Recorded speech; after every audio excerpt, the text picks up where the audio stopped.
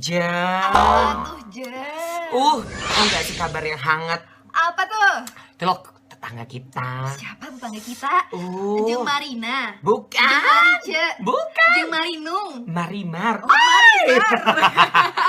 Kemarin Yes, kenapa tuh, dia Pak? itu belanja bawang putih. Wow. Coba bayangin. Bisa-bisanya itu Jeung belanja bawang putih. Bawang putih kalau misalkan sekilo, 2 kilo nggak apa-apa. Berapa tuh dia belinya? Dia belinya seton, Bo.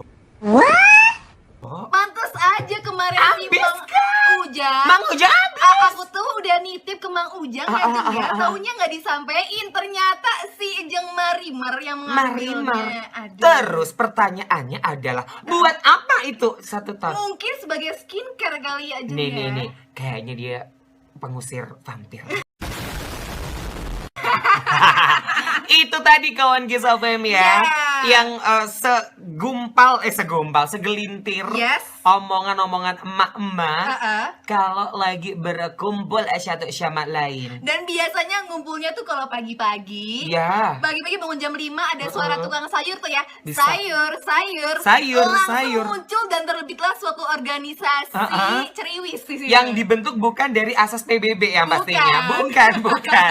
Asasnya kayak pertama kebersamaan. Kedua berita yang up to date. Yes. Jadi kalau kawan Kisah FM pengen tahu perkembangan, bukan perkembangan chat selengkapnya, no. Tapi perkembangan dari berita hangat dari lokasi kamu, sekitaran kamu, berkumpullah jam 5 subuh. Bangunlah pagi. Ini mungkin yang namanya rezeki kalau kita bangun siang dipatok ayam, Pak. Iya kan? Ternyata rezekinya berupa obrolan hangat dari mulut-mulut tetangga. Iya. Pagi-pagi udah senam mulut aja kan? Nah, karena di situ tempatnya berkumpulnya manusia-manusia yang mempunyai sifat yang berbeda-beda. Ada kalau misalkan nemu mama nih ya, kalau berkumpul satu sama lain gitu, ada tipe introvert. Oh, yang gimana tuh introvert? Jadi kalau nerima kabar itu kayak gimana?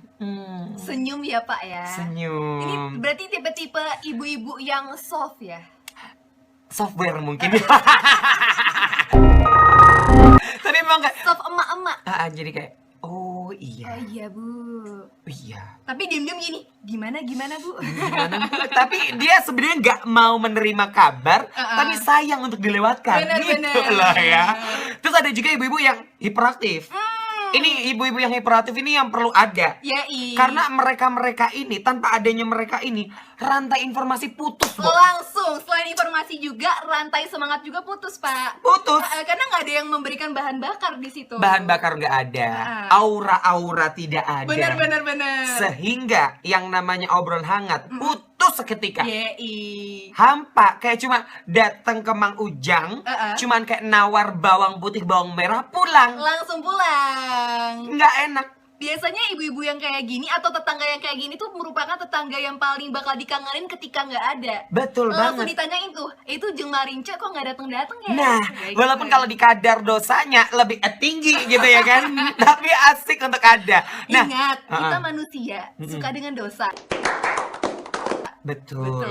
Kalau dikate dosa ditabur di muka bumi ini, seperti ayam yang baru dikasih makan sentrat ya kan. Dan malam hari ini kita udah masuk di podcast. Yang you know what, kita udah tadi ngomongin di awal mengenai berbagai macam karakter emak-emak. Ini bukan mama sih lebih tepatnya. Tetangga. Sanak saudara tetangga. Tetangga itu bagaikan saudara bukan, tapi ikatannya seperti saudara. Betul. Kalau di daerah Wulujan City sana, yang namanya tetangga itu keluarga semua. Wow, walaupun beda darah ya, nggak ada hubungan darah ya? Ada. Ada. Ada. Jadi you know what? Oke. Ini kalau bisa dikate mulut-mulut anak-anak urbanisasi gitu ya kan. Walaupun kenyataannya gang, tapi saya ngomongnya komplek gitu kan. Membangun citra anak perumahan gitu. Padahal bukan. Jadi ini Bu, misalnya ada pertigaan tuh. Pertigaan ke belakang, rumah gue tuh di pojok. Pojok pertigaan itu. Nah ke belakang, itu sampai ke belakang, itu semua keluarga. Wow, ini beneran keluarga ya? Bener keluarga, nggak main-main. Dari bapak ibu juga sama? Bapak ibu sama. Jadi misalkan nih, tapi kan kalau zaman dulu yang namanya saudara itu bisa kayak ini loh Bor, apa namanya kayak Dari turun Eyang. temurun. Dari Ini anak. Nah, hidup lagi. jadi tadi kita ngomongin perkara tipe-tipe mama yang ada di dalam bukan mama, lagi-lagi tetangga yang ada di dalam lingkungan hidup kita. Banyak banget tipe-tipenya. Walaupun kita baru nyebutin 2 ya tadi, tipe yang introvert sama tipe yang apa? Extrovert. Hiperaktif gitu ya kan? Masuk extrovert ya. Ya. Ada juga tipe yang ambivert, Pak. Ambivert. Kedua-duanya. Yoi. Jadi tergantung moodnya dia datangnya gimana. Orang-orang yang kayak gini bahaya banget, Bor. Gimana tuh bahayanya? Karena bisa memihak satu sisi. Bahaya banget nih ambivert nih kawan. Tapi sisi positifnya adalah dia tahu mana yang lebih berkuasa, mana yang enggak. Paham. Kalau bisa dikata di kerajaan, dia itu sebagai mata-mata. Bener. Ya kan? Nah, ini kita mau ngomongin perkara ada macam-macam mulut tetangga gitu kan. Ketika berkumpul. Yang pertama, apa tuh? Yaitu si ratu gosip. Wow. Ini mungkin yang seperti kita tadi di awal bilang ya, bahwasanya orang-orang ini adalah orang yang berkumpul menjadi satu, membuat sebuah destinasi. You do. Dinasti ya kan? Kali ya. Oh ya, dinasti dikasih bisa ya kan? Dinasti kerajaan ya kan. Ini ya susunannya nih. Dia tuh di atas. Paling atas ya. Entah nggak tahu dari mana sumbernya. Itu kayak cuma heran dulu tiap hari. Mereka ini kenapa selalu dapat? Mungkin karena di atas kan pemancar tuh Pak, jadi makin cepet informasinya. Nah, pemancarnya tuh dari mana? Gak tahu. Itulah hebatnya dari tetangga yang satu ini. Mungkin dari bawah-bawah ngasih tahu. Tuh dia penyalur gitu. Rantai distribusinya ke rantai atas distribusi.